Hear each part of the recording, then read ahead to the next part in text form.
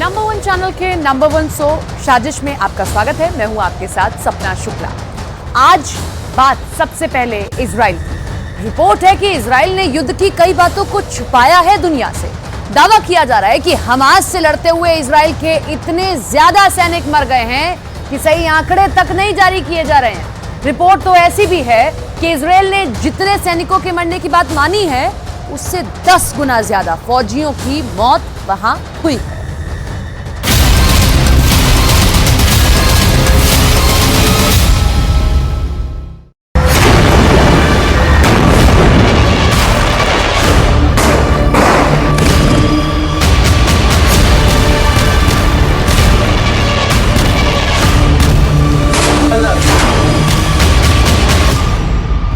हथियारों के मामले में इजरायल को दुनिया का एक बहुत ताकतवर मुल्क माना जाता है।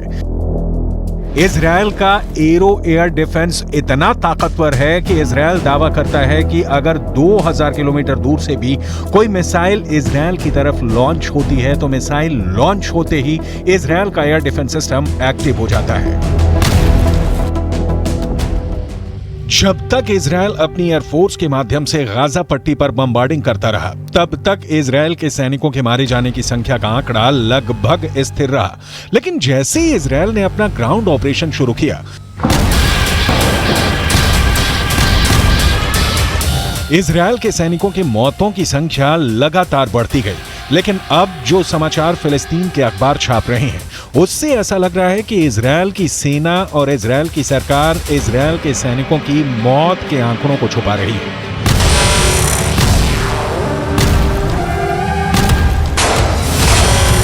फिलिस्तीन क्रॉनिकल नाम के एक अखबार ने इजरायल के मिलिट्री सिमेट्री यानी इजरायल के सैन्य कब्रिस्तान यानी वो जगह जहां पर इजरायल के सैनिकों को दफन किया जाता है, उस जगह के डायरेक्टर डेविड वार्नर बरूच का एक इंटरव्यू छपा है। इस इंटरव्यू में इजरायल की मिलिट्री सिमेट्री के डायरेक्टर डेविड वार्नर ने कहा है कि इजरायल के अंदर हर घंटे एक इजरायली सैनिक का शव कब्रिस्तान में दफन होने के लिए आ रहा है।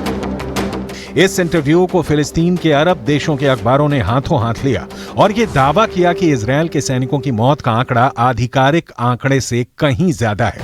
जेरूसलम के पश्चिमी इलाके में माउंट हर्जल कब्रिस्तान है और यहां पर इजरायल की सेना में काम करने वाले सैनिकों को दफनाया जाता है। मिडल ईस्ट मॉनिटर नाम की एक और न्यूज वेबसाइट में इस कब्रिस्तान के डायरेक्टर डेविड ओरेन का बयान छपा है। पिछले 48 घंटे में 50 इजरायली सैनिकों को दफनाया गया है। ये चौंका देने वाली बात है क्योंकि इजरायल ने दावा किया है कि 7 अक्टूबर से अब तक इजरायल के करीब 400 सैनिक मारे गए हैं। इनमें से करीब 80 सैनिक गाजा के ग्राउंड ऑपरेशन में मारे गए हैं। करीब 10 सैनिक लेबनान के बॉर्डर पर हिजबुल्लाह से लड़ते हुए मारे गए हैं और 300 से ज्यादा सैनिक 7 अक्टूबर और उसके बाद एक हफ्ते तक इजरायल के अंदर हमास के आतंकवादियों से सीधे लड़ते हुए मारे गए हैं। लेकिन फिलिस्तीन के अखबारों का दावा है कि ग्राउंड ऑपरेशन में इजरायल के सैनिकों के मारे जाने की संख्या आधिकारिक आंकड़ों से कहीं ज्यादा है।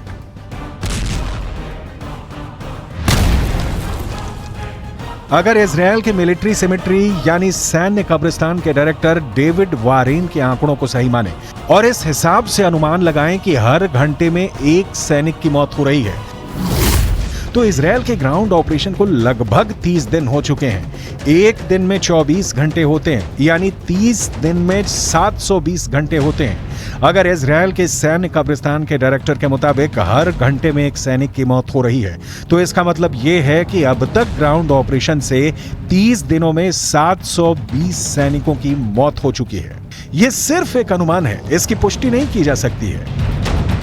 इतना ही नहीं, हिजबुल्लाह ये दावा करता है कि लेबनान के बॉर्डर पर जो जंग चल रही है उसमें हिजबुल्लाह के 80 लड़ाके मारे गए हैं, जबकि इजरायल के करीब 10 सैनिक मारे गए हैं। जबकि हिजबुल्लाह को सपोर्ट करने वाले देश ईरान के सर्वोच्च नेता खामनेई भी ये बयान जारी कर चुके हैं। इजरायल के ज्यादा सैनिक मारे गए हैं, लेकिन इजरायल आंकड़ों को छुपा रहा है। अब ऐसे में सवाल ये उठता है कि क्या वाकई में इजरायल की सेना अपने मारे गए सैनिकों के आंकड़ों को छुपा रही है? इजरायल की सेना प्रोपेगेंडा वॉर में हमेशा सबसे आगे रहती है और आज भी इजरायल और हमास के युद्ध में अगर देखा जाए तो हमास के पक्ष में बात करने वाले गाजा पट्टी के फिलिस्तीनी पत्रकारों की हालत बहुत ज्यादा खराब है।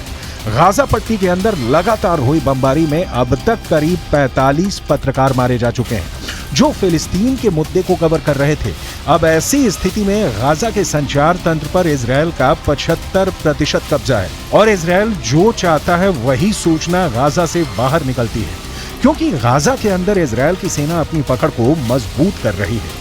और जहां तक इजरायल के सैनिकों के मारे जाने की संख्या का सवाल है, तो यहां एक और बात जाननी जरूरी है कि इजरायल की डिफेंस फोर्स खुद को एक सुपीरियर आर्मी यानी सर्वश्रेष्ठ सेना की तरफ प्रस्तुत करती है और ऐसे में वो कभी नहीं चाहेगी कि वो अपने सैनिकों की मौत के ऐसे आंकड़े पेश करे जो दुश्मनों के मुकाबले ज्यादा हो। लेकिन यहाँ पर नोट करने वाली बात यह भी है कि इजरायल की ये सैन्य नीति है कि वो हमेशा दुश्मन के 10 गुना आदमी ज्यादा मारता है। और अब तक के आंकड़ों पर गौर करें तो गाजा के अंदर 15,000 से ज्यादा लोग मारे जा चुके हैं और करीब 7,000 लोग मलबे में दफन हैं। इनमें से मारे गए बच्चों की संख्या तो करीब 7,000 हो चुकी है। यानी गाजा में एक बहुत बड़ा नरसंहार हो रहा है। लेकिन उसके बाद भी अमेरिका के नेशनल सिक्योरिटी काउंसिल के प्रवक्ता जॉन किर्बी ने पत्रकारों के सामने एक प्रेस कॉन्फ्रेंस में यह कहा है कि गाजा पट्टी में कोई नरसंहार नहीं हो रहा है। ये पूरा बयान आपको सुनाएंगे और इसके आगे आपको ये भी बताएंगे कि कैसे जॉर्डन भी गाजा पट्टी के जख्मों पर नमक छिड़क रहा है। लेकिन सबसे पहले अमेरिका के उस पाखंड के बारे में बताना जरूरी है जो बिल्कुल साफ नजर आ रहा है। यूक्रेन और रूस के युद्ध में जब पुतिन की मिसाइल यूक्रेन पर कहर बनकर टूट रही थी और करीब 1000 यूक्रेनी बच्चे हताहत हुए थे, तब अमेरिका ने यह कहना शुरू कर दिया था कि पुतिन नरसंहार कर रहे हैं। लेकिन गाजा पट्टी के अंदर हजारों मौतों के बाद भी अमेरिका इसे नरसंहार नहीं मान रहा है। यह अमेरिका के दोहरे मापदंडों का बुक टेक्स्ट एग्जाम्पल है।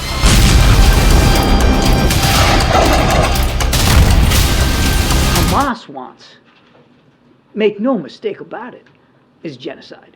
They want to wipe Israel off the map. They've said so publicly, more than one occasion. In fact, just recently. And they've said that they're not going to stop. What happened on the 7th of October is going to happen again and again and again. And what happened on the 7th of October? Murder, slaughter of innocent people in their homes or at a music festival. That's genocidal intention.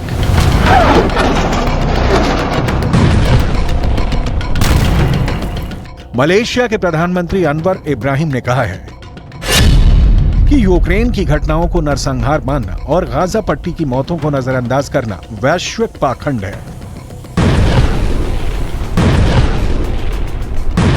दूसरी तरफ अगर देखा जाए तो अब तक Gaza पट्टी के अंदर 30,000 से ज्यादा लोग घायल हैं और गाजा पट्टी के अस्पतालों की हालत क्या है ये पूरी दुनिया को नजर आ रही है। जॉर्डन ने गाजा पट्टी के घायल लोगों के लिए इजिप्ट के अंदर एक फील्ड हॉस्पिटल बनाया है। किंग अब्दुल्ला के बेटे खुद इस अस्पताल की निगरानी करने के लिए गए। लेकिन आपको जानकर हैरानी होगी कि इस फील्ड हॉस्पिटल में मात्र 40 बेड हैं, जबकि गाजा के अंदर 30,000 से ज्यादा लोग घायल हैं। और इन हालातों में एक फील्ड हॉस्पिटल में मात्र 40 बेड का इंतजाम लोगों के साथ एक क्रूर मजाक है।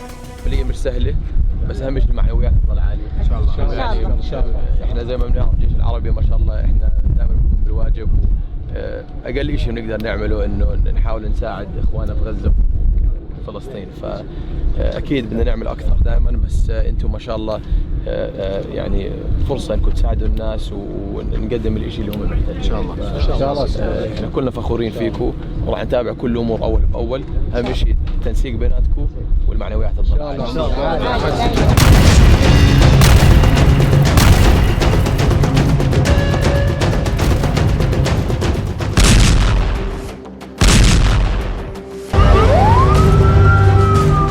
इजरायल अपनी टेक्निकल सुपेरियरिटी की वजह से अजेय है। पिछले हफ्ते इजरायल ने हमास की ताकत को इस कदर नेस्तोनाबूद किया था कि पिछले हफ्ते 72 घंटे में इजरायल की राजधानी तेल अवीव पर एक भी मिसाइल अटैक नहीं हुआ था। और जब सोमवार को तेल अवीव पर एक मिसाइल अटैक हुआ तो जहां से मिसाइल अटैक हुआ उस रॉकेट लॉन्चर को भी गाजा के अंदर जाकर इजरायल ने तबाह कर दिया। ये इजरायल की ताकत है। हमास के प्रवक्ता अबू उबैदा की माने तो हमास के लड़ाकों ने इजरायल के 350 से ज्यादा बख्तरबंद गाड़ियां और टैंकों को उड़ा दिए हैं। हमास का दावा तो ये है कि इजरायल के 150 मरकाबा टैंक उड़ा दिए गए हैं। हमास तस्वीरें भी जारी कर चुका है लेकिन फिर भी हमास की पकड़ गाजा से इसलिए ढीली पड़ चुकी है क्योंकि हमास के बड़े बड़े हेडक्वार्टर्स पर इजरायल ने टैंक चढ़ा दिए हैं। इजरायल ही नहीं, अल शिफा अस्पताल में काम कर चुके डॉक्टर भी ये मानते हैं कि अल शिफा में हमास का हेडक्वार्टर हो सकता है। टाइम्स ऑफ इजरायल अखबार ने यह दावा किया है कि फ्रांस 24 नाम के एक न्यूज चैनल पर एक ब्रिटेन के डॉक्टर ने इंटरव्यू दिया है। इस डॉक्टर ने 3 साल तक अल शिफा अस्पताल के अंदर काम किया था। गाजा के अल शिफा अस्पताल में काम करने वाले इस ब्रिटिश डॉक्टर का दावा है कि अल शिफा अस्पताल में कई ऐसी जगहें थीं जहां पर उसे जाने के लिए मना किया गया था। ये कहा गया था अगर वो वहां प्रतिबंधित क्षेत्र में जाएगा तो उसे गोली लग सकती है। टाइम्स ऑफ इजरायल ने दावा किया है कि अल शिफा अस्पताल के अंदर हमास का हेडक्वार्टर होने का दावा करने वाले ब्रिटिश डॉक्टर ने अपना नाम नहीं बताया है क्योंकि उसे डर है कि ऐसा करने पर गाजा के अंदर मौजूद उसके सहयोगियों को हमास मार सकता है।